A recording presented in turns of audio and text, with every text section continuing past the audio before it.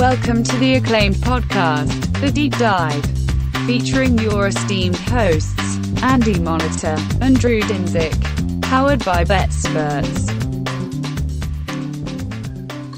Welcome to The Deep Dive. Andy, we are going to put a bow on the month of June here and move into July, which is one of my kind of low-key favorite sports months, not because of the sports like extravaganza, but because it's a little bit, you get a little bit of a breather. You know, you get a little bit of a respite. Yeah. NBA playoffs are over. NHL playoffs are over. MLB, I don't care about it in one way or another anyway, so I don't mind that that's going on in the background. But there are a couple of sports events that I do care a ton about that are contested in the month of July, and they're both in Europe. So who better? Coney Island is not in Europe. Oh my God. I can't believe I forgot about the hot dog eating contest. Maybe Friday we'll talk. I don't know. We'll talk. Oh yeah, let's do a special little mini bonus hot dog pod on Friday. I forgot the hot dog eating contest. Great memories there, man. But no, the of course the events that I'm referring to, we have Wimbledon going on grass in London, at the All England Croquet and Lawn Tennis Club in Wimbledon, and of course the Tour de France, which starts in Copenhagen, Denmark this year on Friday. So to help us break down these two events, what are we seeing so far on the grass? Where can we go to allocate some capital in the futures market, if anywhere? And what to expect in the Tour de France? We welcome for the first time ever to the Deep Dive Pod, even though we have known this fellow, this handicapper, from behind the scenes about 5 years now. We've been talking tennis with him. It is Modern Tips. Sorry, man.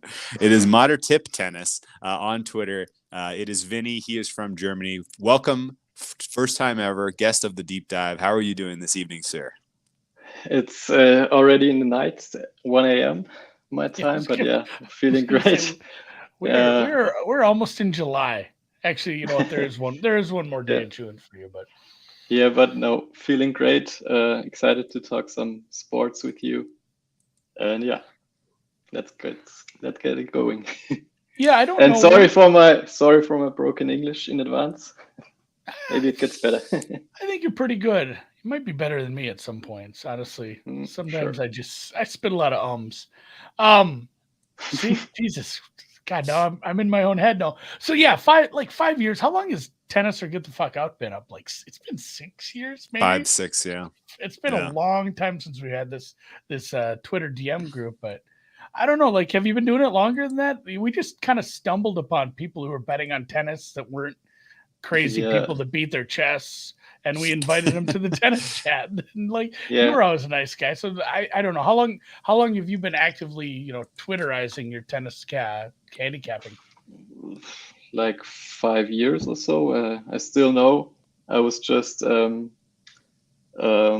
up an account, and then a few weeks later, an account named Whale Capper started interacting and invited me to a tennis chat. And yeah, it was my first ever chat I was invited in, and yeah, also the best pool of people I've ever interacted with, I would say.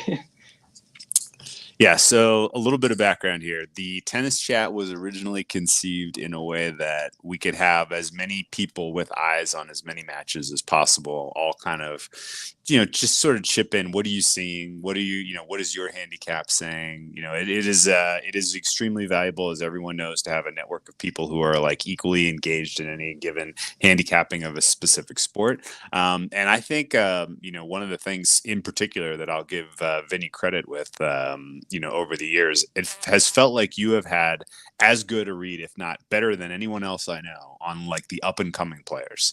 Like anything that's going on sort of at the challenger or even lower levels, it does feel like you see these guys coming a mile away, and are not surprised at all when a guy like, I guess Alcaraz is not a great example because he never played challengers, but when a guy comes up through the rankings and then all of a sudden bursts on the scene and is, competing for titles, it almost certainly is a guy I first heard about because you were like, hey, this guy's not priced correctly. He's gonna be a contender here. So thank you for that first and foremost. And I guess he puts the tweets out like it's almost like the Devi guys in college football that are putting these like, hey, watch out for this kid, and he's like, an 8th grader playing football and stuff, and those never. I feel like those never hit, but yeah, you do. Yeah. I don't know if you do those every year, but you've done that at like in the off. Yeah. There's no off season for tennis, but there is kind of this month of break in December-ish where there's not good tennis. I think it's usually around the beginning of the year you put out a tweet of here's a bunch of people and they're all ranked like 1500th in the world, and they're like 13, some 13-year-old kid from Morocco, and like, watch out for these 20 guys, and there's always like a bunch of them that hit it is kind of wild. And a big thing we talk about too with a lot of the handicapping, we say like, hey, you want to make some money, bet derivatives, bet smaller leagues, don't try to beat NFL sides on day one. And you've really kind of run with that too, with some of the just beating up on some challenger lines, beating up on some of the smaller events. Like that stuff is it's not all your bread and butter, but it seems to be something you do really well. Yeah, and of course, if you want to find Vinny on Twitter, again, I'll get it right this time. It's at Mater Tip Tennis, so Matter Tip Tennis. And again, been a solid contributor to the community, pumping out free previews, which I appreciate, and kind of actually leading by example, not giving the tennis players themselves a hard time over winning and losing results, which is kind of like a weird blight that is really going on right now, and is kind of giving at least the sports bettors who care and bet on tennis a bad name. And if you look Vinny up on Twitter, you see he has had the same profile picture for a long time, for a long time. I think it's only been the one. Yeah. Is it only? This is your original profile pic? Okay. Yeah. All right. It's, if I'm not mistaken, it's Guga Curtin, right? Right. Okay. And what is going on? He's holding like a trophy over his head that's like dirt and gravel. What is going on? I thought it was an ant farm. What's going? They gave him like an ant farm as a trophy one year. What do you know? Where do you know what this? Do you know what this picture is from? It looks like some sort of either celebratory or retirement ceremony, maybe. Pretty sure that was his first win at the French Open. Yeah, I only remember the T-shirt, so pretty sure that was in 1997. But yeah. Okay. Yeah, and that was also the tournament that brought me to the sport of tennis. And yeah, Guga was my first favorite player. Don't know why. One-handed backhand. Always loved it, and yeah, fell in love with him and with the sport. Oh, that's fantastic. Yeah. So this was he's of course Brazilian, and yeah, okay. So they're holding it's a slice of clay court with basically the clay, the binder, and then the 2 gravel layers under it in like a trophy. That must have been what they used to give them when you win your first French Open back in the day. I definitely wasn't following in the 90s. I wasn't following that closely, but it's funny how you had a favorite player, and you probably would have liked tennis anyway, just because you're European, and what else are you going to do besides that in soccer? But think about that, Drew. Do you think we'd like tennis as much if we weren't our age? Because American tennis, when we were younger, we had Agassi, Sampras, Chang. There was good players. Like now, if you who are you cheering for as an American tennis fan? Oh, definitely. Your Korda's up in college. Taylor Fritz. It's better now, but this Wimbledon has been kind of a breakout for a bunch of American. That's fair, players. But like a couple, even in the past 5 years. Yeah, there were. We had some lean years. The John Isner era was a rough go. We had some of this era as well in Germany until Zverev came onto the tour. Yeah. I think you have any affinities? Becker. Yeah. Sorry. You have any cheering interest with Zverev at all, or? Nope. Hard to cheer for. He's tough. Hard to cheer for. Yeah. But in general, I don't have any favorite players anymore. Yeah, only it's these that make us money. Yeah, it's like being a Cleveland Browns fan. He's from here, but do I have to cheer for him? That is weird. They just gave him a bunch of rocks and shit. That's awesome. They gave him a slice of the course. It's like a cross section of what the court looks like. This is how old Food Snob Frog is. Connors, he says the real Americans are Connors and McEnroe. Not that old. I do remember the tail end of that. Jesus. Well, and I do remember tennis. visiting family, and like there was that a little bit of a golden age. Boy, howdy! Like when I'd visit my grandparents in Germany, it was all Boris Becker, Steffi Graf. That's what was talked about. Like my grandpa knew like 6 words in English. And so he just looked at me sometimes and said, Boris Becker. I don't know. He's a goofy dude. But yeah, let's Wimbledon. As long as we're talking Big John, he's ripping through. No, we don't want to talk Big John. Put that on the back burner. No, we're not talking Big John. No, I want to ask Vinny a little bit about his process. Let's start there. Okay. So how do you go from being a tennis fan in Germany to becoming a tennis handicapper? What are some of the stages early on where you're like, okay, like there's more skin in the game if I'm making a prediction here. And, how did you go about, kind of finding your form as a sports bettor? Well, actually, it all started with me being a problem gambler. Like I guess all of us started there. And yeah, as I always loved tennis, I also bet a lot of tennis and lost a lot on tennis. And yeah, all started with me losing like the last leg of a 8-game parlay with match point up or something, and lost it, and then all the other money went to some South Korean women's volleyball or whatever.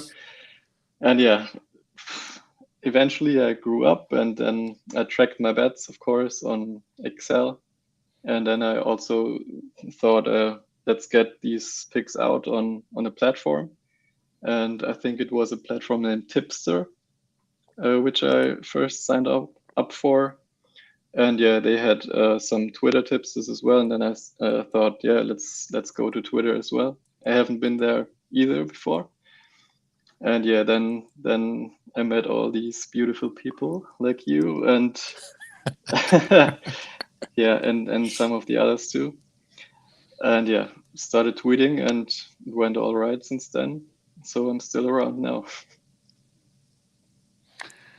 Yeah, tracking helps. It really does. At the end of the month, I was really, if you don't track, you just see, I was winning 100, $200, and then lose it all on a silly night. And when you track, you can see, oh, I'm betting boring, but I still get something out of it. And yeah, it's more fun when you actually see, oh, I'm actually winning. Yeah. Yeah, it's funny how that works. If you make like 9 bets in a night, and tennis is high volume, and if you don't track it, and you lose, you win one, you lose one, you win one, you lose one, then like the line between going 5 and 4 and 4 and 5 kind of blurs, and you just like, I don't remember what it was. It was probably 5 and 4. Like I'm probably up, and then as it turns down, you're down like 1.8 units because of the juice. If you actually look, so that was probably one of the biggest steps I took too. But I mean, just as far as you win. You tend to do pretty well on this stuff. Was it just like tracking and deciding I'm better at this kind of markets, or, I guess, and you said playing an 8-leg parlay and then dunking it all on like South Korean volleyball afterwards. That's a big part of it too. But I mean, did you start to discover, what kind of markets you were better at, like certain types of players, or just kind of discovering what made you good at betting tennis eventually? Yeah, only really did that in last 3 or 4 years, I think. So I think it was just age dependent. When you're out of school in your early 20s and you're just doing stupid things. So I think that was for the most part it. And then yeah, for the last 4 or 5 years, I also tracked like how do I do in WTA, ATP, Challenger, ITF. And stuff, and so yeah, that of course helped even more. But yeah, there's still a lot of things I can improve on, I guess. Okay, so how do you go about kind of preparing for a slam? And does a slam in general, do you have more volume? Is there more liquidity? Do you see more success at this level, or are some of the weeks you look most forward to, like a random Italian challenger kind of a week? No, of course I'm looking forward to the Grand Slams, but for me, as I still try to cover the challengers, it's pretty how do you say it? Overwhelming, or Yeah. so many bets. Also, the qualifying weeks, they are the most fun for me to bet on. So also the first 1 or 2 rounds are the best for me at Grand Slams, because later on, if Djokovic plays Alcaraz or Nadal, the market is pretty informed, and it's not easy to take an advantage then. But yeah, for some of these younger or unknown players, I think I'm pretty good to spot their value in the market. Especially like you said in qualifiers. And yeah, it is the nature of tennis where at the beginning, like Monday is just hell. It's like, oh, there's infinite matches today. And if you decided to do Wimbledon and some other smaller challenger events, like a Monday with a slam is insane with the amount of matches there's to look at and handicap. And then Tuesday isn't that much better. It's the same thing. Like those first 2 days are nuts. And it's funny too. I was thinking about this a little bit with golf. Like, I don't know if I differentiate from a betting standpoint. Although, like, I don't mind the smaller events, but the same as like Vinny said, I like to watch the big. Like, I want to watch the U.S. Open for golf over, watching the John Deere this week. Like the John Deere, this is the worst field we've seen in a while. It's been pretty rough, but at the same time, I'm like, you know what? I'm not betting on like the big names anyway. Like I'm going halfway down the board for a lot of my matchups anyway. So what do I care? Like it's just more of the trash for me to sift through. So I don't mind it personally, but from like a watching, you're still a fan. You still enjoy the sport. Like obviously the pomp or and circumstance around Wimbledon, it's probably the best slam, Drew, isn't it? Oh yeah, without question. So let me ask you a specific question, because you brought up a player I wanted to get your opinion on, and it is Alcaraz. So you have, again, I think a pretty unique eye for kind of spotting the talent as it's coming up and seeing the players progress and kind of knowing who's going to be able to make an impact. Coming into Wimbledon with 2 grass pro matches in his career and hardly anything at the junior level, I had relatively low expectations for Alcaraz, and his draw was brutal. I mean, frankly, drawing Struff in round 1 was awful. Drawing Griekspoor in round 2 was awful. Having to go through potentially Andy Murray and then Djokovic to get to a semifinal, like forget about it. Like forget about it. He has no chance. Like this is it's over before it started. And then I watched all of that first round match. I watched a lot of the second round match today, and I have to say, it feels like he is learning a lot about playing on grass in the moment. And it feels like he's learning a lot between the French Open and Wimbledon so far about how to manage a best of 5 tennis experience, which is something that you don't just know, especially if all of your success this year has come at the best of 3 level. Am I reading too much into performances that he's given us to date? And do you think that ultimately this runs out? Or do you think there is something there where his growth in the moment could prepare him to potentially go toe-to-toe with a multiple-time champion like Djokovic? I wouldn't go that far, but yeah, I also had the same expectations as you. I opposed him against Struff, which was successful, and today again against Griekspoor, which hasn't been successful. And yeah, he always had the game for these fast hard courts or grass, but yeah, as you said, we just haven't seen it yet. And I'm also impressed. But yeah, what's also bothering me about this fortnight is his elbow. I'm not sure if maybe that hinders him at some point.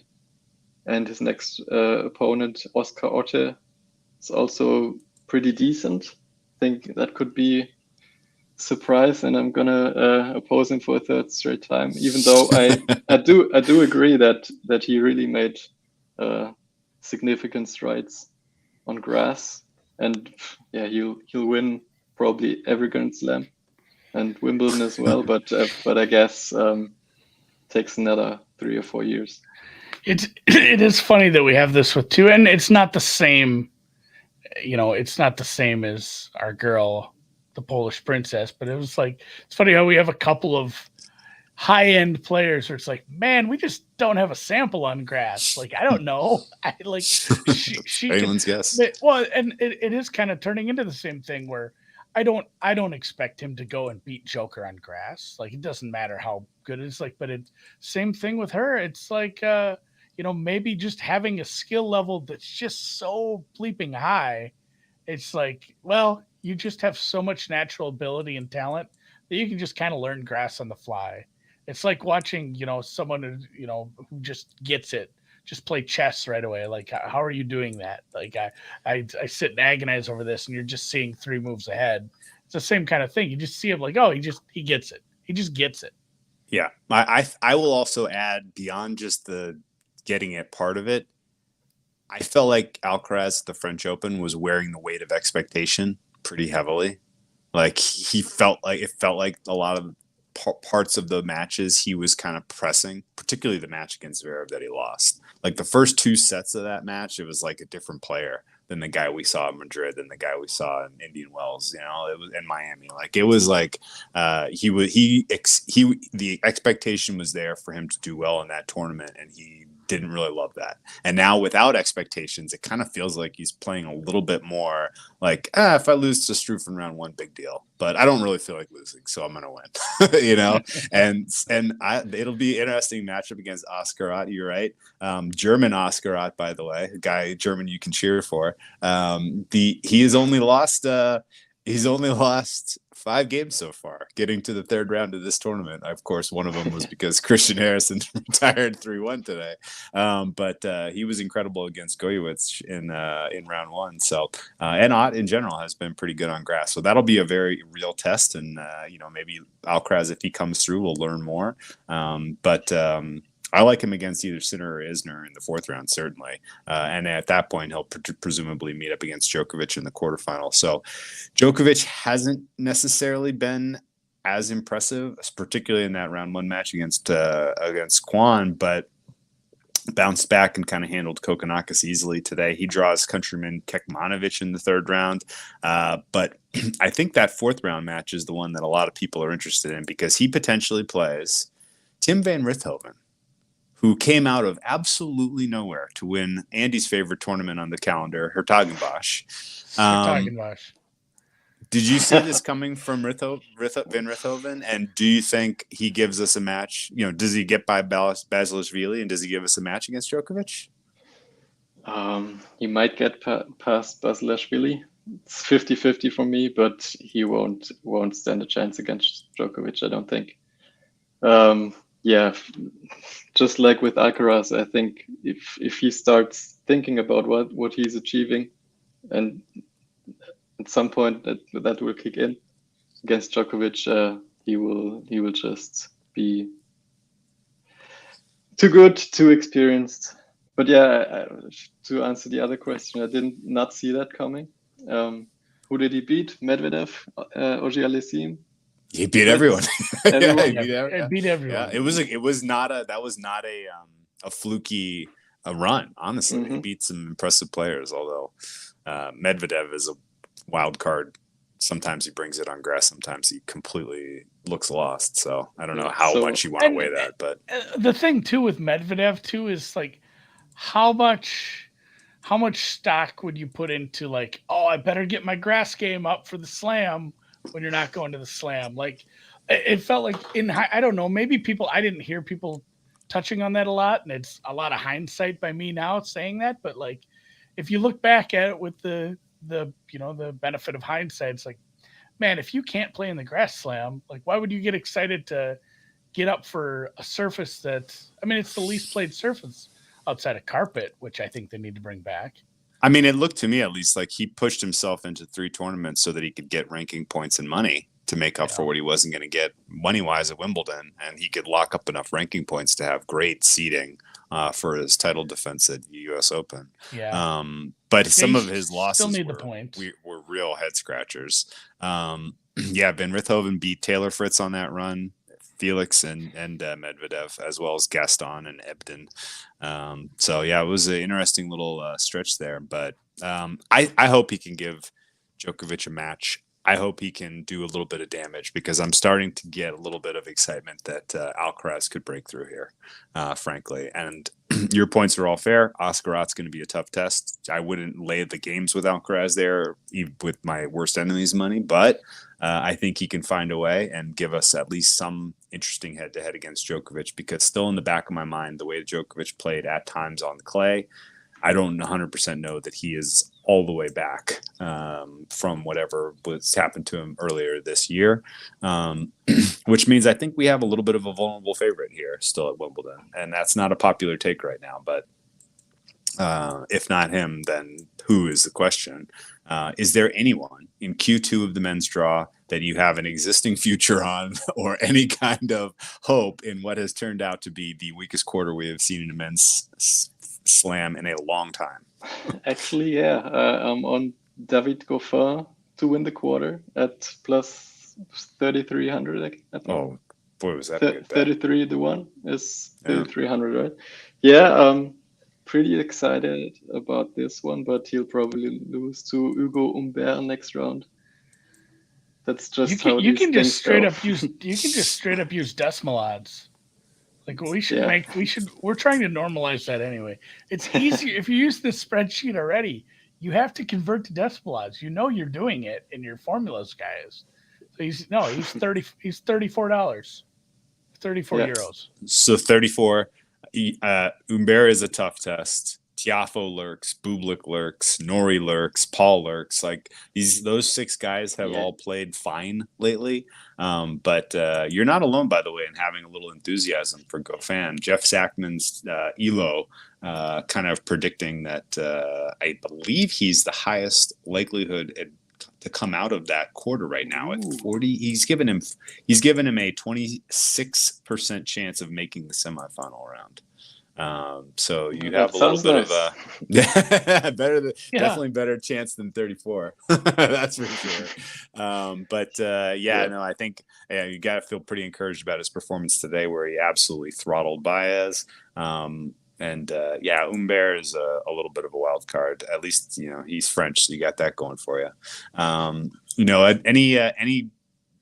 I guess anything that you could say about the way that the crowd is supporting their Brits that would carry Cam Norrie, who is otherwise an underwhelming player, into a semifinal appearance here?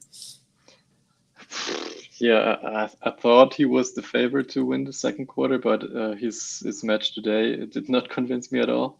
Maybe in the end he improved, but you shouldn't need 5 sets against Raoul Munar. Not sure how the fans can push him. I'm not sure if he's open to getting pushed like Medvedev is, or people like that.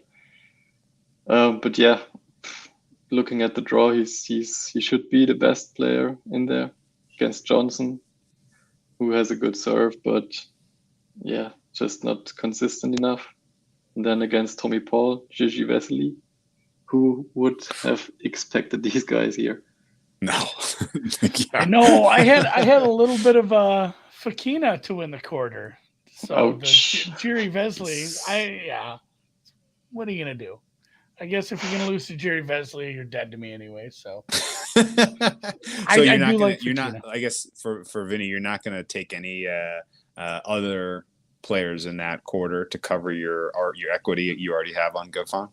Not at this point. I was thinking about Norrie plus 600 yesterday, but passed. Didn't do it, and now he's plus 250 or so. 250, yeah.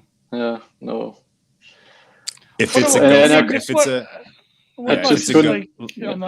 Exchanges? Like, do you have exchanges? Just not for this one. Just some Goffin no at like minus 3,000. That's not enough equity. No, you want more than that. I know. So what's What kind of price would you expect if Cam Norrie and Goffin is your second quarterfinal? Probably like Norrie minus 150, minus 138, something like that. Small favorite. I like that. Then ride Goffin. There's no point. Yeah, there's no reason to blink on that one then. Third quarter, of course, was the story of the quarter. Maybe the story of Wimbledon so far was the COVID withdrawal by Matteo Berrettini. You think anyone had him? Had kind of a really good price on him, but void no runner. Got their money back, Andy? Did you hear anyone? I did see voiding? somebody. Yeah, I did see somebody say that. Like it was just a tweet, and they said something along those lines, like they might have had him on a quarter price or something, and they said, "Well, at least I got my money back because he didn't take the court." It'd been one thing because he didn't play, right? None. No, he didn't. He didn't take the court. So I mean, some of those, if you take some of those really deep futures, like the future books, like I'm betting on the Aussie Open right now, a lot of those, it's harder I guess on my end, maybe in Europe or Canada, it's easier. It's harder for me to find void no runner markets. Like I know Bo is big on that. Like, hey, I'm betting this, and it's a void no runner or no runner void, however you want to say it. But for me, most of the stuff, if I bet that far ahead of time to try to get a great number on somebody I think is, ascending, those are all just going to be all bets are action kind of stuff. So if you bet them right before the tournament, you probably get your money back though. Okay. Well, the third quarter right now is a hot mess. Section 5 in particular, which had 4 lucky losers in Section 5. Yeah. I don't remember ever seeing this before. But one of them advanced to the second round. I don't know this player at all, one way or the other. He's French. Taking on Christian Guerin. That's an easiest one to skip from tomorrow in terms of watching. I can tell you that much. But as you look at the third quarter right now, Vinny, where are your liabilities and what do you expect, particularly on that bottom half where you have so many good players left? Yeah, fortunately, I also have a Bautista Agut future. And feeling quite good about that against Galan and then Shapovalov or Nakashima. What was your RBA price? Bet365 had some weird lines out there. They had him to win the quarter at plus 1600, to win the title at plus 15100. And to reach the final at plus 126. So, wow. That doesn't make any sense. He'd be minus 500 favorite against Djokovic. That's that's what I took, like plus 12600 to reach the final. That's weird when derivatives don't match up. It's not weird when derivatives don't match up from one book to another. Like, oh, this is a really good to reach the final price, and I bet to win it elsewhere. But that was all at 365. Yeah, that's dumb. That's super dumb. Well, I mean, good sloppy. For you though. That's a good price. Yeah, and I was thinking Shapovalov. Yeah, he hasn't been in the best form, to say the least. And you're not sweating. You're only sweating one match, which is the fourth round. Kyrgios Tsitsipas match. Yeah. Which of those two players would you rather face? I was thinking Tsitsipas, but it's also the fourth round, so Kyrgios might run out of gas already. So I would be positive against both. I like it. I would be curious if I have RBA, because that's exactly the type of player that he loses his mind against. Just like a guy who's no emotion, robotic. Like Kyrgios very, very easily could lose his cool in that. I mean, Kyrgios is. Let's be serious though. He's not getting there. It took 5 sets to get by Paul Jubb. Jubb. You know what he is? Yeah. An absolute pelican. That's my favorite thing. I don't remember who he was arguing with on Instagram, but he called him a pelican. Like that's such a weird, and I don't know, maybe it's an Aussie thing. If you're an Australian and like if people say that like every day in like everyday life in Australia, I need to know at this point. Somebody from down under has to tell me, but I call my kids that sometimes now. You just being a pelican. You almost have to put the absolute in front of it to make it work. But no, and I mean, to Vinny's point too, he is a guy who flames out, or I don't know, just tends to wear himself out with longer matches where he's never had one where it's like, man, he just unemotional win, just kind of came in, routine the guy, didn't say much and won. Like he's leaving a lot out there emotionally too, just because he's a spaz. So yeah, him going deep is just not a thing at a tournament like this for the most part. Yeah, so I don't disagree with any of that. If Kyrgios does something, it'll be more surprising than if he has a meltdown on court. Calls the umpire a pelican. We mentioned 3 Americans made it through to the third round in the second quarter. We have five Americans still alive in the fourth quarter somehow. Absolutely wild that the Americans tennis decided to show up for this tournament. One of them for sure through to the third round with Sock and Cressy going head to head in round 2 tomorrow.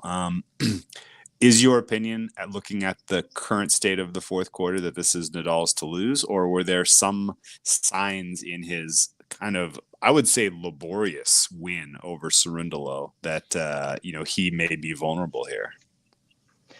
I'm not sure. I was thinking the same at the French Open. Didn't look great either in the first rounds, but he always found a way to play his best tennis when it really mattered. And yeah, look at his opponents. It's Berankis, then probably Sonego, Van de Zandschulp, Ruusuvuori, I don't know. So the first real test would probably be a quarterfinal against Fritz. If he does it there, makes it there. Wow. I think this is not us. Weird quarterfinals. Such a weak quarter. My God. Yeah. Doesn't this happen though every slam? Like how many weird slam, and maybe it's not fair to put Chung in there. Maybe Chung would have been a great talent if he could have stayed healthy, and you always have like one quarter that gets weird, and then you end up with like, we have Tennis Sandgren here in the. How far did he? He went to the quarterfinal against Federer, right? Yeah, he went to the quarters in Australia. Yeah. Like there's always like one quarter which is like shit blows up, and then total chaos. You get a really goofy quarterfinal match, and sometimes you end up with a really weird ass player in the semis. Honestly, but well, you know what? Let me correct you. This year. Let me correct you, because Vinny's prediction of a Nadal Fritz quarterfinal would not be weird at all. No. That was your Indian Wells final.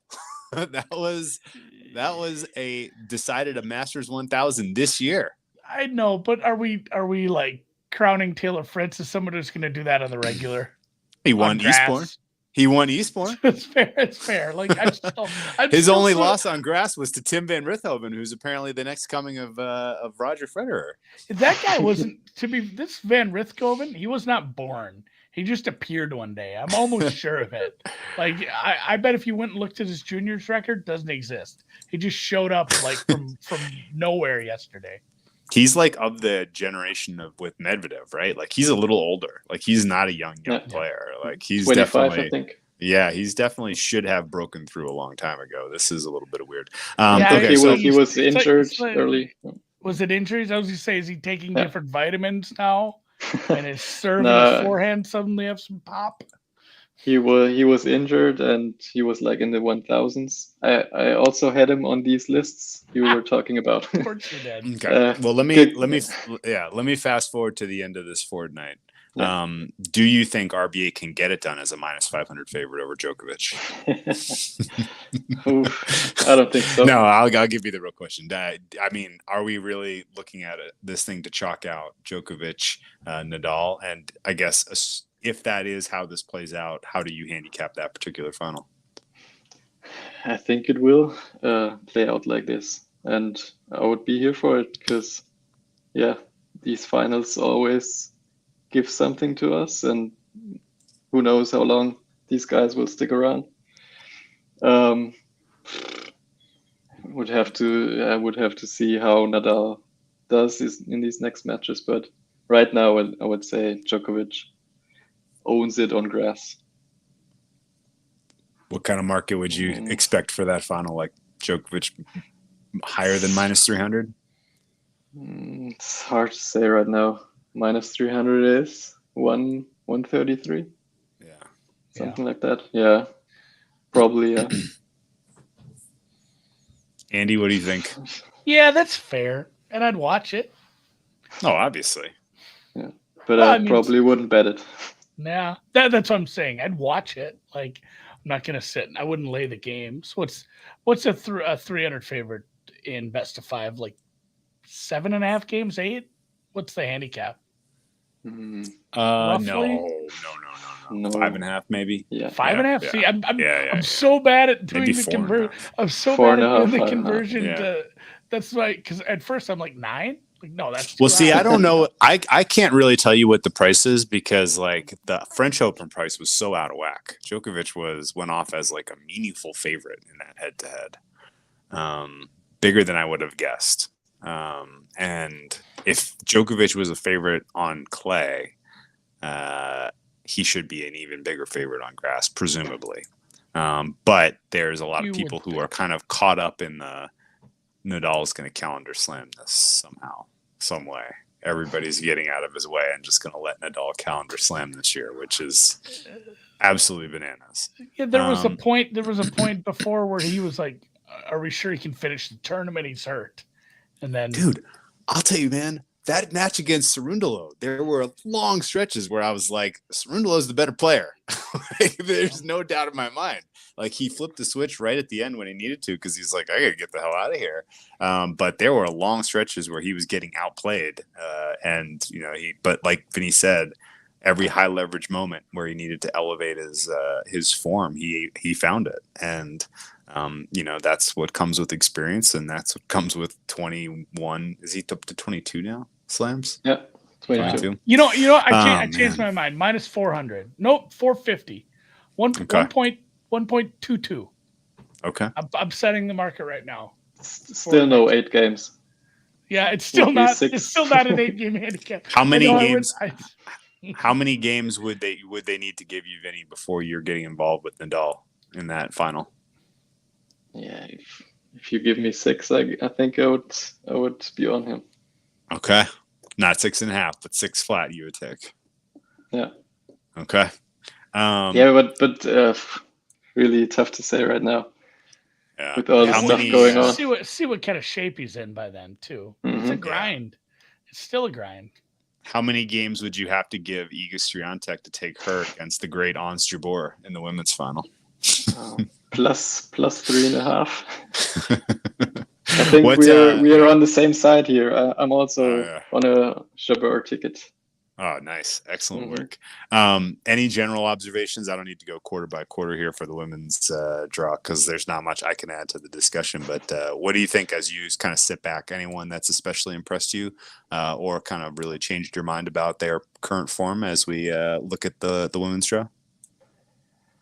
Yeah, I think Swiatek played all right. I did not expect her to win that easily. So I thought there might be some problems in her first set on grass, but yeah, she won at 6-love. And yeah, that's kind of scary. And yeah, if you think the ATP draw is messy, then just look at women's draw. Yeah, I think Jabeur looks good, and so does her quarter. I don't think who should beat her. Maybe Kava, but she's kind of beyond her prime now. And Kerber scares me. Serena's really out. A little bit, just because she's such a savvy vet. The Kerber loss to Cornet in Bad Homburg was weird. It didn't make sense to me. And I watched it a lot of it and I was like, something's weird about this. And I almost felt like she might have been playing a little possum. Like, I'm ready to get out of here. I actually have a real chance to win Wimbledon. And so she kind of ejected from that tournament. So I'm nervous about how good she can be if she's peaking on that day. And I'm also a little, there are times in both of the matches so far, and Jabeur has only lost 8 games in 2 rounds. Like she's playing well, but were times where I felt like she was a little nervous and that she's kind of wearing the weight of expectation a little bit here. Yeah, first set against Kawa today.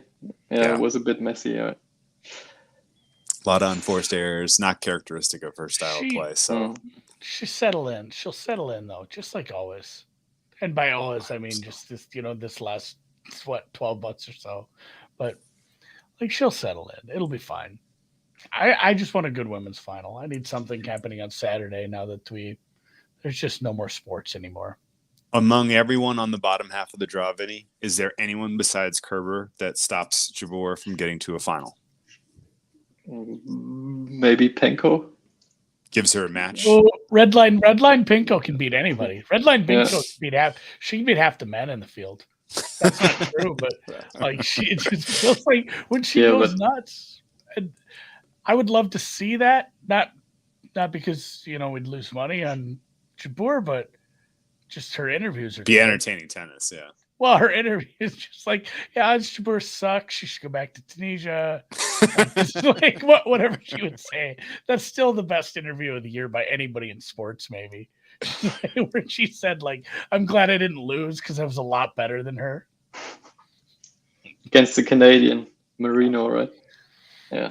Speaking of Canadians, is Bianca the most significant threat to Iga on the top, or someone coming out of that Q2? No, for me it's Bianca, and I also wanted to bet her, but her number was pretty low. She was only plus 600 to win the quarter, so I stayed away. But yeah, for me it's Bianca Iga quarterfinal, and I think Bianca can beat her. We have to see how Swiatek does. Maybe third round against Cornet might be tricky. Yeah, she's going to have a couple tough ones. Cornet, Krejcikova, and Bianca to get out of Q1 is not easy. You got any runners in Q2? Is that the Kvitova quarter? Yeah, Kvitova. This is absolutely loaded.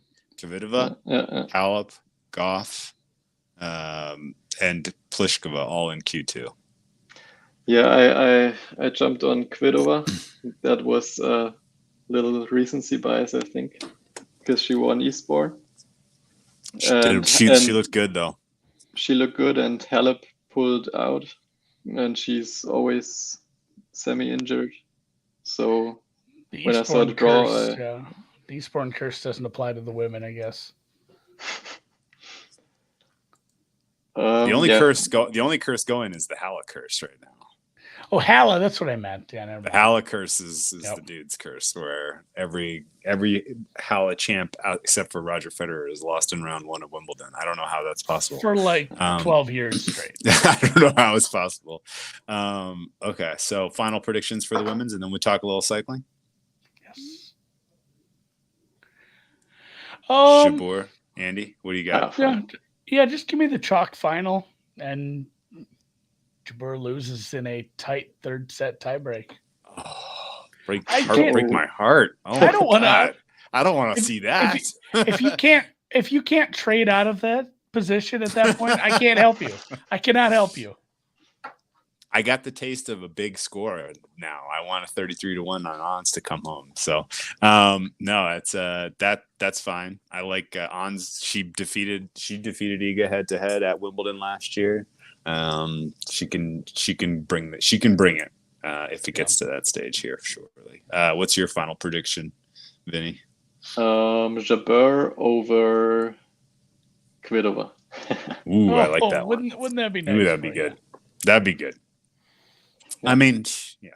If Swiatek gets to the final, that will be impressive. Her road is very, very tough. No one is getting out of her way. So yeah, she's gonna have to do it all her damn self.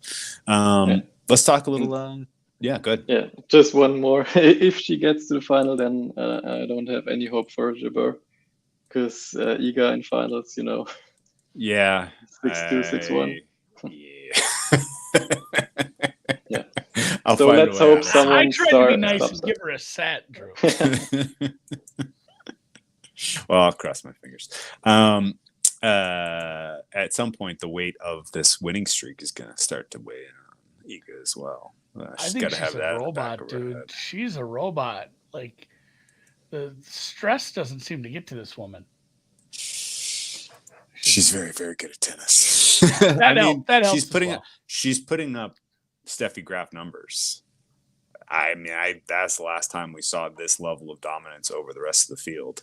That's not to say that Serena Williams wasn't a better player than Steffi in terms of if you match them up at their peaks. I think Serena Williams probably wins, but Steffi Graf's dominance over the field, we haven't seen that level since we are seeing now with Iga. And if it translates from clay to grass, then everybody better look the hell out because this is she's not going anywhere anytime soon. So could make tennis pretty lopsided in terms of women's tennis markets. All that said, let's talk a little Tour de France, and I'll kind of kick things off with the way I see things. Head north to Denmark. Yeah, so the Tour de France does this funny thing where they don't start in France anymore. They pick different places around Europe to have the kind of the kickoff celebration to kind of just grow the sport of cycling, which is great. Love that. Denmark and Copenhagen, particularly one of the most bike friendly cities in the world, if not the most. And I think this is going to be a very cool way to kick off this year's Tour de France. The Tour de France field is not especially it's not especially strong. There's really only 3 guys who the market considers realistic champions here in terms of general classification. Your favorite is probably a little short in Tadej Pogačar. This is a Slovenian kid who has won 2 straight Tour de France's. He's won a couple. He's going for his 3rd. You know what they say, Andy. They come in threes. And I think if he had a stronger team, he would probably be like minus 400 because with a team that's as good as the other top tier teams in this race, I think he's the only thing stopping him is probably a crash. When you say team, are you just referring to the other cyclers that ride with him, or that's the correct. Guy that does like his blood doping for him? They still cheat. I mean, it's like the other cyclist, not his chemist. Okay.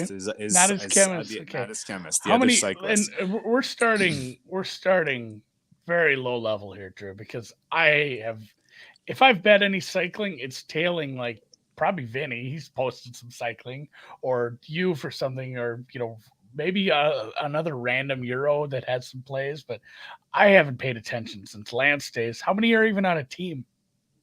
4, 5? No, it's like 8 or 9, 10. Yeah. Jesus. So that's why, because it said like there's 22 teams. Like that doesn't seem right. There's like 1 million bikers. So you have that many. So you have just like 9 guys who don't win the Tour de France. Like, we were on the right team though. Like the bunch of backup quarterbacks. There's 8 official and a couple alternates for the good teams, obviously. But yeah, there's 8 guys out there, and your team does one of 2 things.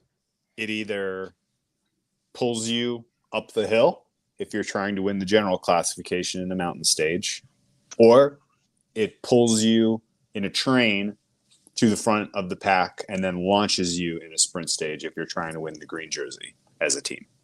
Right. So those are kind of the 2 general roles that the other 7 guys that are not the team leader serve on a given team.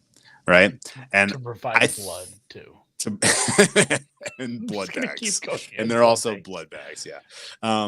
But yeah, no, there are 2 teams who have contenders for the yellow jersey that are not Tadej Pogačar's team. Ineos has a couple of guys, including Geraint Thomas, Adam Yates, and then the Martinez. Yeah, the Jumbo. Oh, Martinez too. Yeah, wow. I forgot. They have a pretty good. Ineos has a pretty good team, and then Jumbo Visma is the other one that has Primoz Roglic and Jonas Vingegaard. And so Has that happened? And I'm just going to interrupt you constantly with questions sure, because I don't understand because it felt like with Lance, which I still don't think he cheated. God bless America. Cheated for a lot, but like there was never talk of like, oh, here's this other guy on the postal service team who could win too. This is Lance and his team. So when you have multiple good guys on the team, is there like this point of no return where it's like, all right, it's this guy's summer or he's doing well. We got to put all our chips in on this guy. Sorry, other two guys who were probably maybe good enough to compete here. We can't try to push you to maybe we'll try to win you a sprint if you're a sprinter, but all our chips are on this guy now. I will defer to Vinny to kind of flesh out the politics because it's complicated. Yeah, it seems like a thing. The most common setup is a team leader who has a chance for the general classification, and then everybody else who is dedicated to helping him achieve that goal, they don't get really any role whatsoever otherwise. And what Jumbo Visma is going in with this kind of dual leaders between Roglic and Vingegaard is a little weird. Would you agree with that? Yeah, definitely. Going back to the Armstrong era, I think he had some like super domestiques who could have also won the Tour, who were like the second and third best, but who did all the work for him, so they couldn't do any more in the end and finished like fifth or sixth. And yeah, that will probably be the same with Roglic and Vingegaard. And yeah, Pogacar's team, they are just all in on him. And yeah, I'm not sure what's the best strategy, but yeah, Jumbo Visma, they had to do something new, I guess. And maybe if Vingegaard attacks and Roglic stays with Pogacar, so they have more options to like cover Pogacar and put him under pressure. Yeah, that's kind of the key. I get that. Generally, then you have different ways to attack as a team when you're fighting against like Team Pogacar. It's just him. He's their team. Or he's the one who could win. You got two things. Two things can happen. One is Roglic went out last year with injury, right? And Vingegaard basically stepped into the role and rode the race of his life, right? And so when that happens, typically like another team comes along and basically buys you out. Now you're the leader for their team, right? But he decided for whatever reason to stay with Jumbo. And for those reasons, he's basically like the 1B now. And they can do some interesting things to try to make life miserable for Roglic because, in my opinion, Roglic's team broadly does not have enough domestiques, as Vinny says, is a great term. Just an absolute great term for a guy who has to like throw himself on the pyre, sacrifice himself. But yeah, I don't Shields. I don't think Pogacar's team is as good or as deep, so he basically has to do it all himself. But that was the situation last year, and he basically just rode away from everyone. Like there was one stage where he gained like 5 minutes on all the other favorites. Yeah, he just cooked their ass, and there's nothing to tell you that he's not in that good a shape again. The course setup is different at the Tour de France every year. It's never the same course run twice, but a lot of the stages will look familiar. Like they're finishing in the Alpe d'Huez one day, which is an awesome, cool one to watch.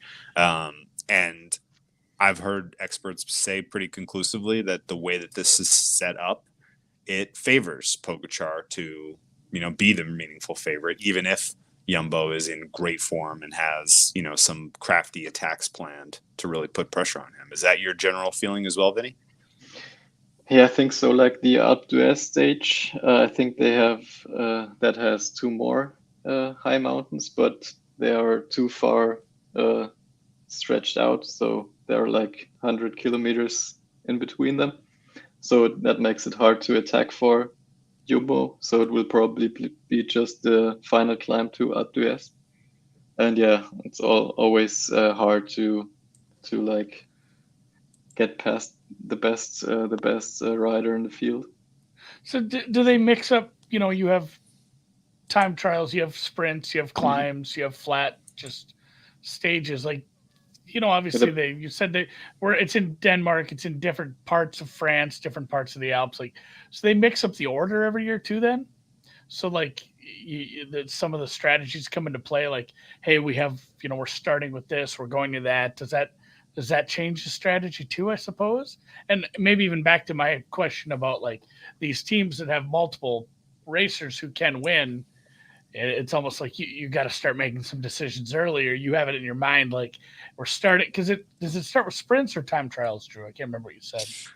It starts with the time trial, which is a little unusual. It's an individual time trial on stage one. But we'll come back to the actual start in a second after we kind of put a bow on the Roglic Pogačar thing, because there is one stage that they're repeating from 2020 that ends in the Bell's Fillies. They're doing it in the middle of the race. That was the deciding stage 2 years ago when Pogačar took down Roglic in maybe one of the most dramatic finishes we've ever had in the Tour de France in terms of general classification. And they have that one, they've added that one to this tour in the middle, which will make it pretty interesting. But I mean, presumably in the last 2 years, Roglic hasn't gotten stronger, but Pogačar looks like he has. And it's going to be pretty tough for me to see anyone realistically take him down here, which is why he's like a -180 favorite. Yeah. If you're the other teams, you just go for top 3, I guess, and hope that one of Jumbo Visma takes the domestique role and helps Roglic or Vingegaard. And the Planche de Belfi, I think, is the stage you mean, Drew? That sounds right. Yeah. Yeah. That was a time trial 2 years ago. Yeah. I think that was the final stage, the time trial. You got it right. How do you say Tour de France in German? Is it just like Tour de France? we also say Tour de France. Oh, that's because they don't call it that in France for sure. Le Tour. Yeah, I don't know. I think they call it. I'm gonna go with they call it something different. You're right. Yeah, the La Planche de Belfines was an individual time trial, and Pogačar put almost 2 minutes on Roglic, took the yellow, won the whole event. I don't think that will be too much of an influence this year, because I think it's the first mountaintop finish, and everybody's still fit. Sure, I guess. And before we get back to the beginning of the race, I had Drew just chirping DMs about this guy is going to win this, and I said, "Well, you have to explain what that is." I don't even know what you're betting on right now, and you kind of did. And I said, "You know what, Dan? We better explain the jerseys, because I think there's probably some people that are going to catch this that know about the yellow, and that might be it." And in the years I've watched it, I've been able to remember a little better, but it's been a while since I cared or paid attention. So Dan made a nice graphic here. Drew, you want to? Sure. Yellow jersey is the. Let me do the first one. Yeah, the leader. Go ahead. If you're leading the race, you wear yellow. I know that one. That's right. It's a very distinguished honor to be wearing yellow during the ride itself. And if you have the best overall time, if you add all the stages times together, then you are the general classification winner of the Tour de France, and your name goes down in history. This is the big prestigious award that everybody kind of remembers and recognizes and cares about, even if you're at like a very hardcore level. This is pretty clearly the big daddy of them all. The green jersey is also somewhat, I would say, prestigious, probably the second most prestigious thing to win as a team, I would say, among all cycling. Like, people will say, "Oh no, the Tour of Spain or the Giro d'Italia, blah blah blah." I think winning the green jersey is a big deal for teams and for sprinters, because this is basically you get points for winning sprints within. You get points for winning sprints within a race, and then you get points on a flat day at the end of the race that are, that accumulate over the course of the 3 weeks. And you have to finish the race to be in consideration. If you ever, if you don't finish a stage or if you abandon, then you're out of the running. They continue to try to tweak this to make it more interesting, more entertaining, to kind of get more riders in contention. Vinny, do you have some thoughts on the changes to the green jersey point scoring rules this year or recently? Yeah, I've always been a fan of the attacking riders, so I like the changes because they give more points to the hilly finishes, and usually it's been like double or even 3 times as many points for the flat stages in the sprints. And this year it's 50 points for the flat stages, and there's also a mountain finish where you get 30 points. So that mixes it up a bit. Yeah, not sure yet, but makes things a little spicier, I guess. We'll come back to the handicap and how that plays in later. But thank you for breaking that down, because I did not entirely understand it myself. Usually for making summits, particularly if you're attacking and you're away from the peloton winning summits, you get King of the Mountain points. That's the polka dot jersey. That one, forget about betting on, is chaotic. I never know who in the ride is going to ultimately try for that and get it. And you look back through history and it's a who's who of like, who are these guys, even if you know a lot about cycling. So that one's chaos. And then the white jersey is best young rider. And because the race favorite Tadej Pogačar is under the age where he would qualify, if he wins yellow, he obviously wins white. So that one's not super fun to handicap either. Which brings us to the green, back to the green. So I think this is a bettable market for a couple of reasons. And my handicap is pretty straightforward. The team that won green last year is the Quick Step team. The rider that won green last year is a British rider named Mark Cavendish. If you've watched any of the Tour de France, you've almost certainly heard the name Mark Cavendish, because he is tied for the all-time winningest rider in terms of number of stage wins over the course of his career. So you would think, oh, well, that's got to be the favorite, right? That team and that rider has got to be the favorite for the green jersey this year if he's coming back and he's the all-time champ, blah, blah, blah. His team, Quickstep, elected not to bring him to this race because they have more confidence in their younger sprinter, Jakobsen. Fabio Jakobsen, in my opinion at least, is sort of the future of sprinting in these type of races, these type of tours. He would have come along a lot sooner in his career, but he was involved in just an absolutely horrific crash. You want to see the worst cycling crash of your life, go look at his crash in the opening stages of the Tour of Poland in 2020. Guy gets out of control sprinting, bumps him, and sends him into just an absolute, just a mess of metal, going downhill to a sprint finish, going like 80 kilometers an hour. It was absolutely insane. Almost killed him. He missed last year's Tour de France because of it, which is why Cavendish rode for Quickstep. And Quickstep is now changed their allegiance to feature Jakobsen as their guy, as the sprinters. He won the green jersey at the Tour of Spain last year, so he's proven he can do it at sort of the major tour level. And the real reason to kind of back anyone from Quickstep team is because they have the best lead out man in the entire biking universe. The guy who kind of launched Cavendish to the 4 wins he got last year rides for Quickstep. They have the best in general team of train guy for sprints. We call them lieutenants. I like the lead out, but that's fine. I think realistically, this team is in this race for one goal only, and that is to win the green jersey and to get Jakobsen that jersey. And I think that makes them extremely formidable to the tune of 6-1 is a very bettable price, I think. And then here's sort of the last kind of key angle for this.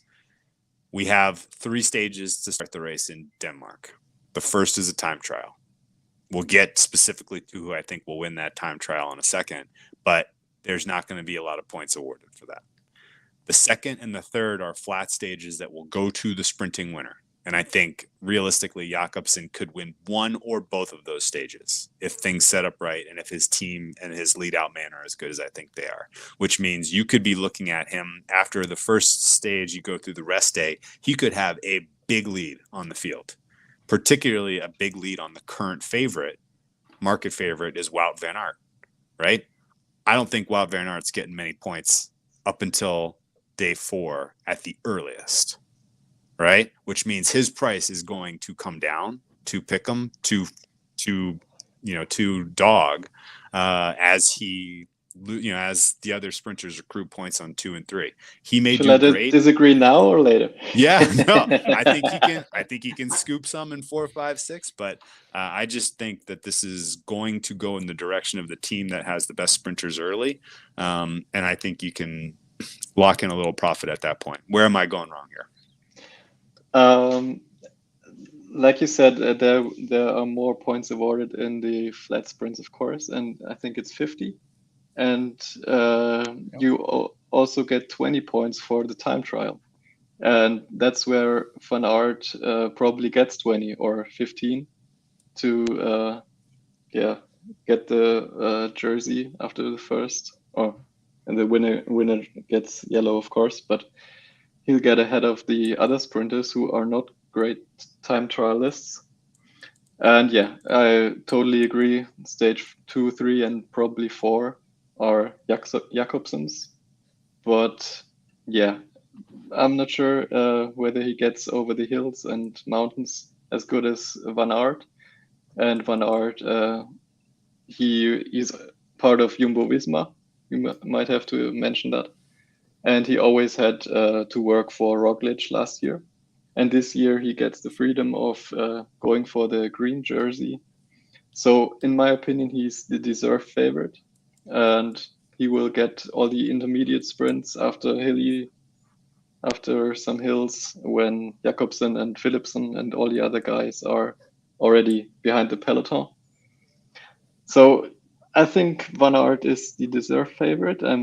But I was looking at another name, which was Mats Pedersen. I think he's 12 to 1, and he's Dane, and he's also getting past the hills quite well. So he might be part of some breakaway groups and get some points there. And yeah, even if Jakobsen wins these stages, there are also points for 2, 3, 4, 5.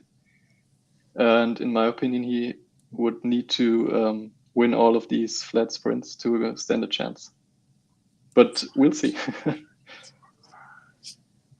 He's got basically 6 flat stages and a couple of hilly stages. So they may have set up the course that kind of puts a little bit of pressure on the sprinters. That's fine.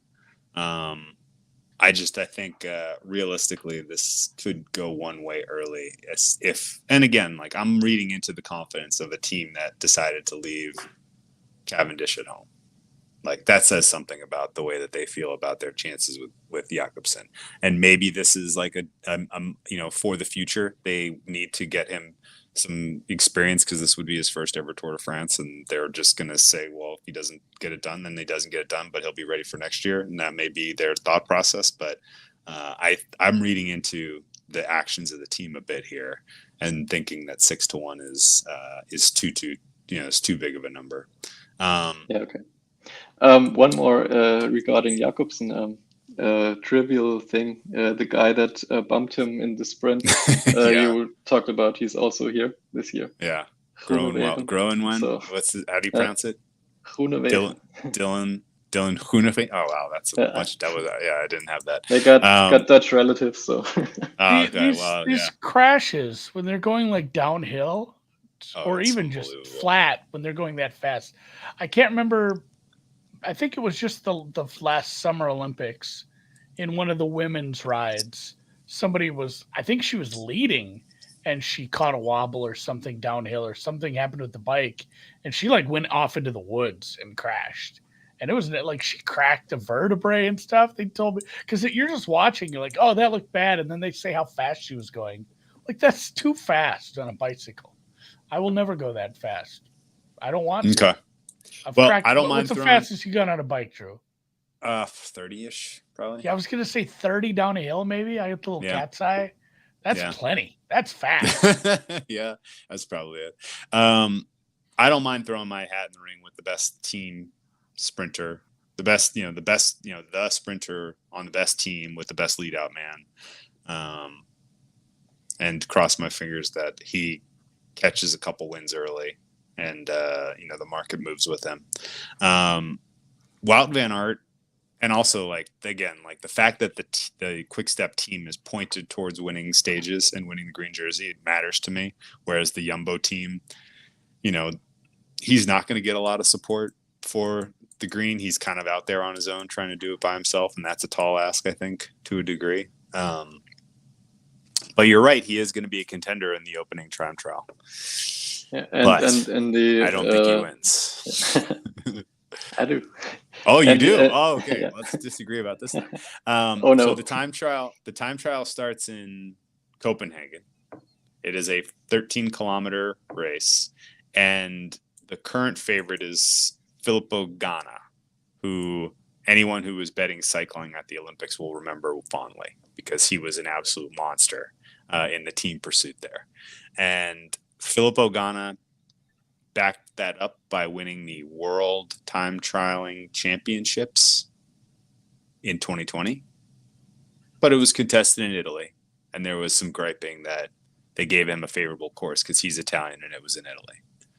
So what do? The next year they moved it they have it in Belgium, which is of course where Wout van Aert is from.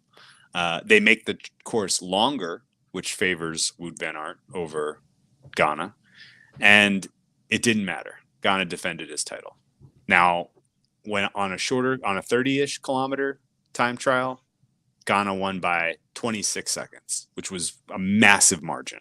The difference between second and 10th place was 26 seconds. And so that might as well have been an hour. He just destroyed. On the longer course, it was only a 5-second margin. So it was definitely closer. The Belgians almost pulled off the heist, but Ganna was too strong. And now he goes into this time trial here, I think, as sort of a budding superstar in the world of cycling.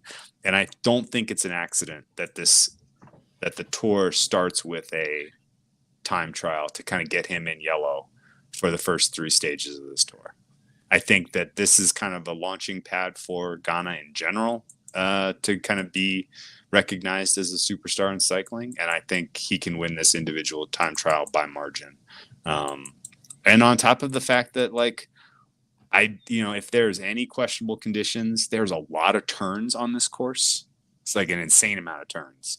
And if there's anything like the contenders, the Rogliches, the Pogacars, the Geraint Thomases, who famously won the time trial to start the 2017 ride, these guys are going to have to be a little conservative when it comes to the turns because the last thing they can afford to do is end their Tour de France on day one.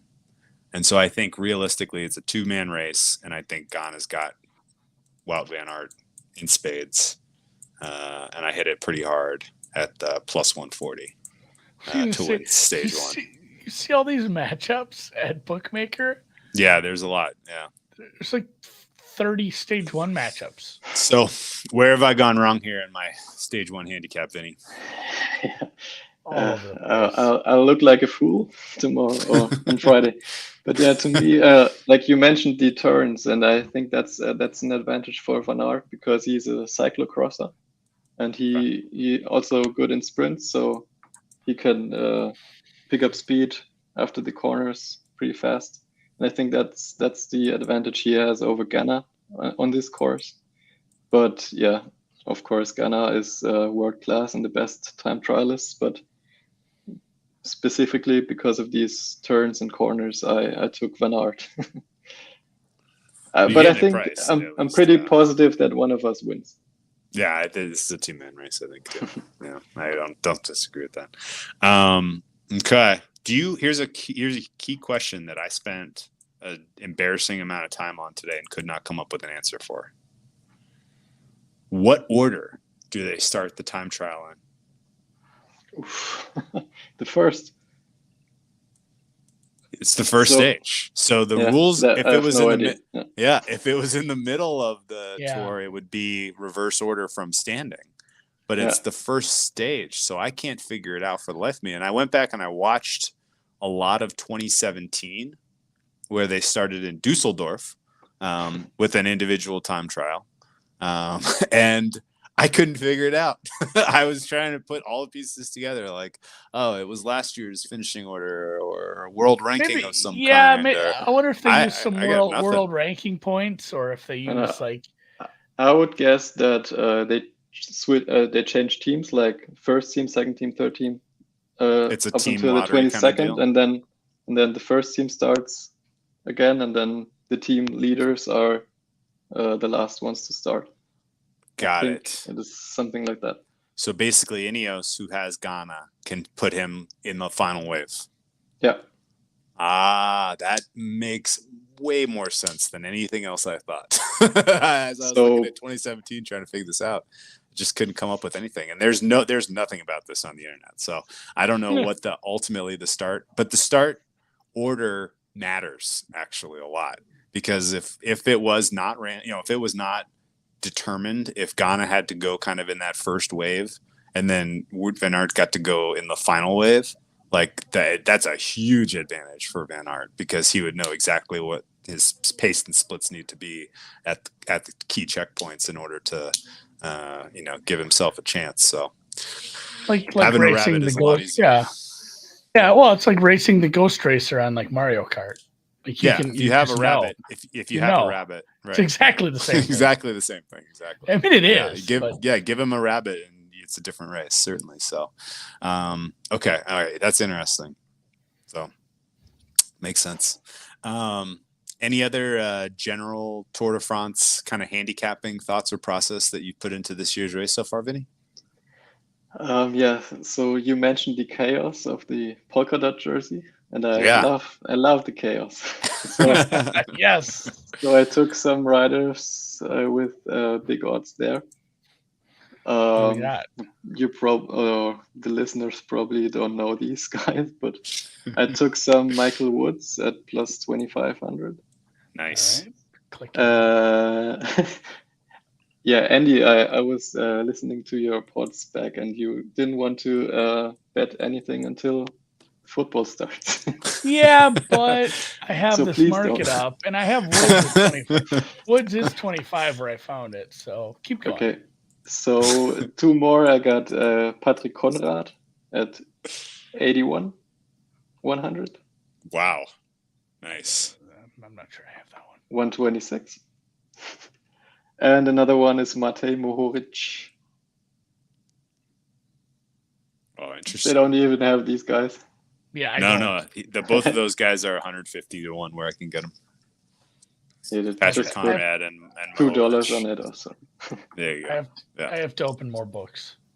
Yeah, I'll find a lunch money bets on those too. That sounds fun. Yeah, because like when you're in the mountain stages and the polka dot jersey usually comes from some group that breaks away and then gets a ton of coverage on those mountain stages. But if you don't have a bet on the polka dot jersey, it's kind of boring.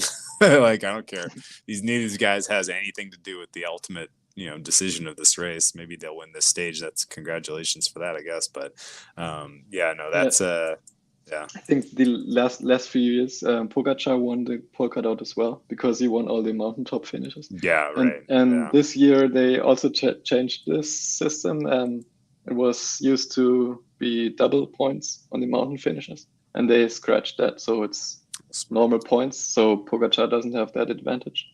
So I was looking for guys that are in teams that don't have any general classifications goals, and they will break away, and maybe one of them is lucky enough.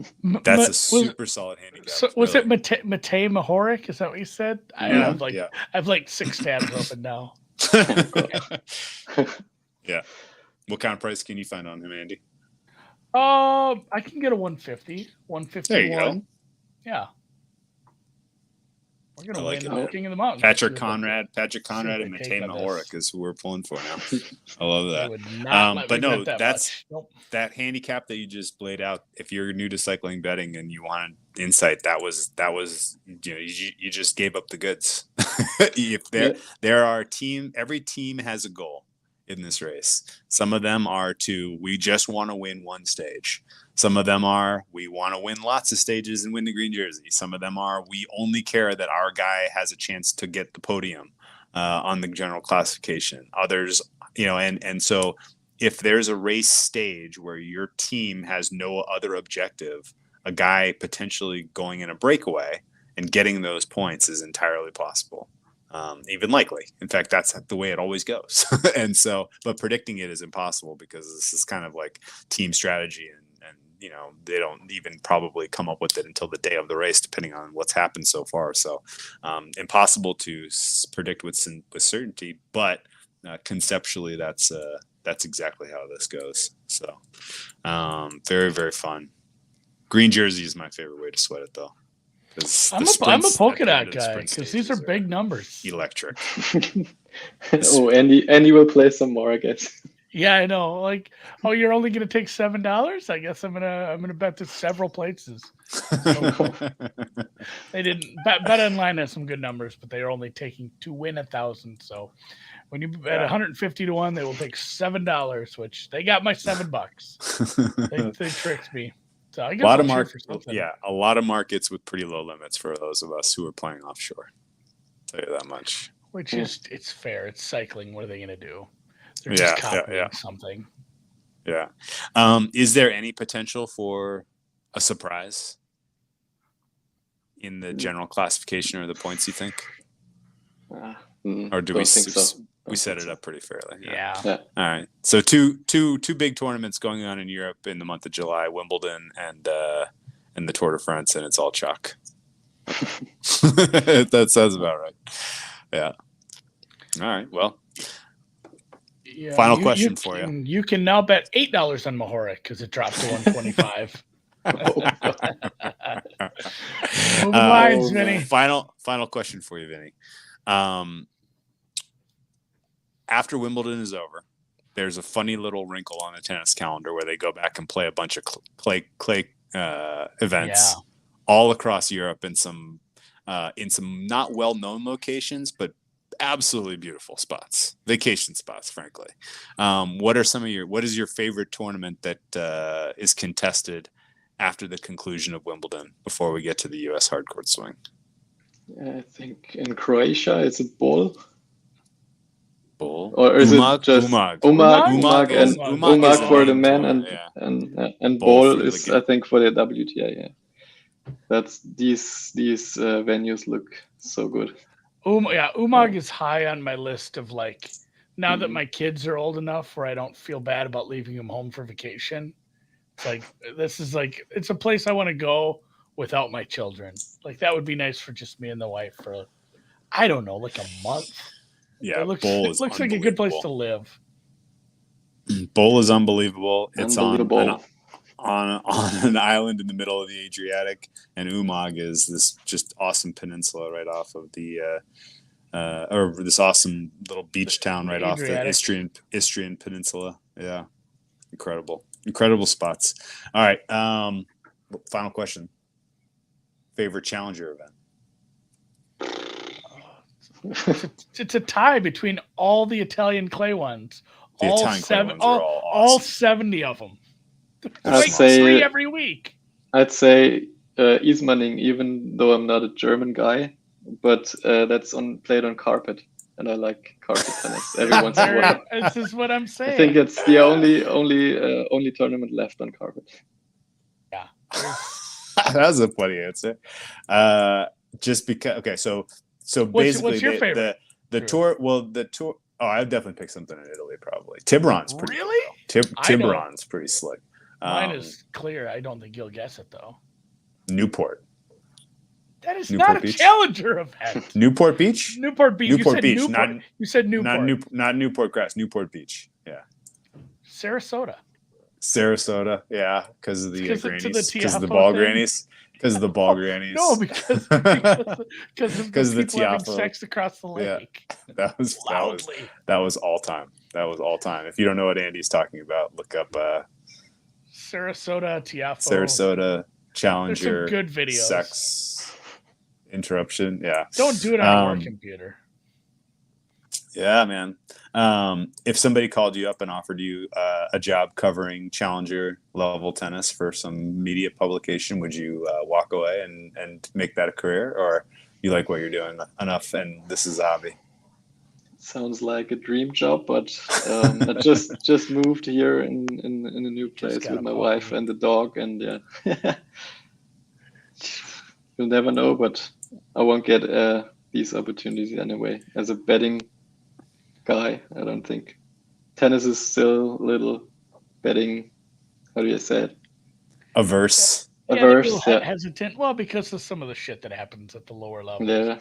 And then Sign Collectibles has asked twice now, so I feel like we should get to it. But Vinny did bet RBA to win the quarter, to win the half, and to win it all, I believe. So I think he does love. But getting the quarter at 16-1 now, what do you think? Take it. Still take it?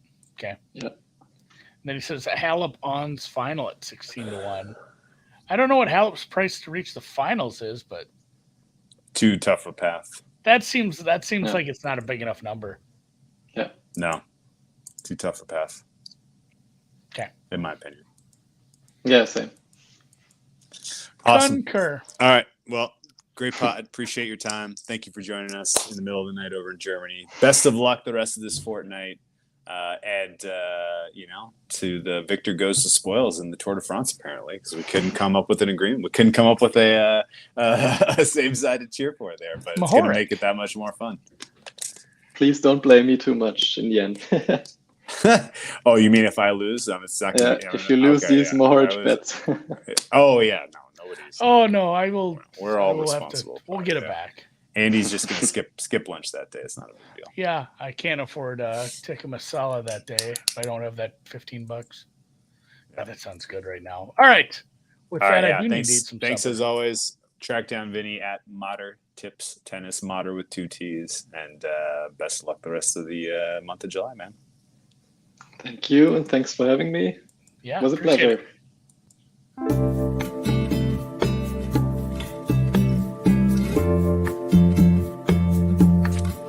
Producer Dan a little slow with the music because we gave him a hard time. I think Dan's working. Dan's probably working on something. Dan's betting king of the mountain. Oh, Dan handicapping his F1 big race this year. There's a big